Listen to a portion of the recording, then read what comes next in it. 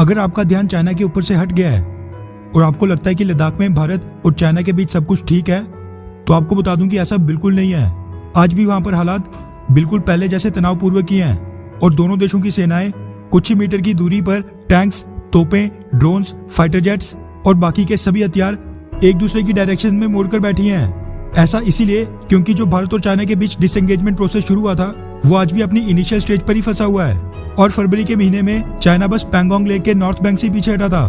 बाकी पोजीशंस पर आज भी स्टैंड ऑफ पहले की तरह ही बरकरार है। इसीलिए वो दिन है और आज का दिन है।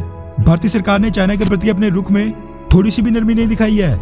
फिर चाहे उसकी एप्स को भारत में बैन करना हो, उसके इंपोर्ट्स को बाधित करना हो, उसके निवेश को रोकना हो, आज भी भारतीय सरकार उतनी ही आक्रामकता से चाइना पर कार्रवाई कर रही है, जो कि तब तक खत्म नहीं होगी जब तक चाइना की people liberation army disengagement process को खत्म करके सभी पोजीशन से वापस पुल बैक नहीं कर लेती।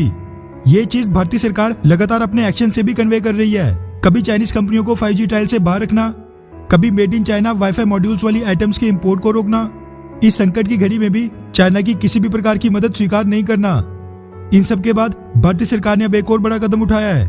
अमेरिका, रशिया, ब्रिटेन और फ्रांस समेत दुनिया के कई देश हैरान हैं। दरअसल टाइम्स नाउ, द ट्रिब्यून और कई मीडिया हाउसेस के हवाले से मीडिया रिपोर्ट सामने निकल कर आ रही हैं कि भारतीय सरकार की तरफ से चाइना और यूएन सिक्योरिटी काउंसिल को एक कड़ा संदेश देने के लिए यूएनएससी के 14 सदस्यीय देशों की मीटिंग को भारतीय विदेश मंत्री एस जयशंकर साहब ने पिछले कल अहम मौके पर बॉयकॉट कर दिया।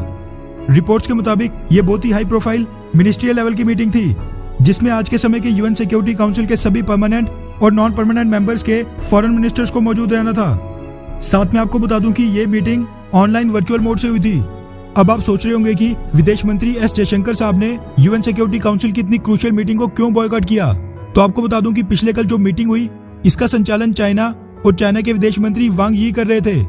इसी कारण से चाइना को एक स्ट्रॉन्ग मैसेज भेजने के लिए भारतीय विदेश मंत्री एस जयशंकर साहब इस मीटिंग से बाहर रहे। अब ऐसा नहीं है कि भारतीय चेयर बिल्कुल खाली थी।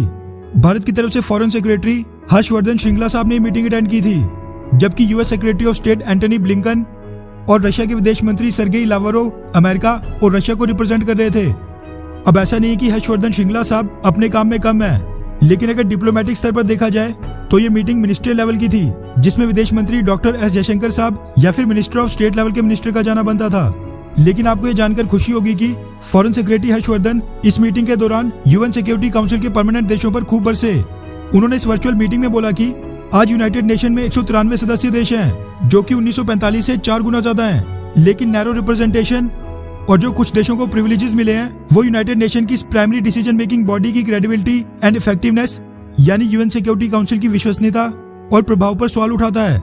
हर्षवर्धन ने आगे कहा कि यूएनएससी की परमानेंट कैटेगरी में अफ्रीका की कोई भी रिप्रेजेंटेशन नहीं है, जबकि आमतौर पर हर बार यहाँ पर अफ्रीका के मसले डिस्कस होते हैं। इसका क्या स्पष्टीकरण है? उन्होंने पैंडेमिक के दौरान भारत द्वारा 150 से ज्यादा देशों को कोविड-19 की वैक्सीन और फार्मास्यूटिकल और बाकी के मेडिकल इक्विपमेंट्स भेजने के बारे में बताया और यूएन सिक्योरिटी काउंसिल के परमानेंट सदस्य के रूप में भारत की दावेदारी पेश की। हर्षवर्धन श्रृंगला साहब ने अपने संबोधन में यह साफ कर दिया कि अब तो यूएन सिक्योरिटी काउंसिल में रिफॉर्म्स लाने का सही समय आ गया है। खैर, आपको क्या लगता है कि क्या ये सभी परमानेंट देश कभी भारत को यूएन सिक्योरिटी काउंसिल का परमानेंट सदस्य बनने देंगे, हाँ या फिर नहीं? नीचे कमेंट करके अपनी राय जरूर बताएं। अच्छा सुनो, चैनल को सब्सक्राइब करो, उसके बाद घंटी बजा देना ताकि अगली वीडियो आपसे मिस ना हो पाए। Thank you.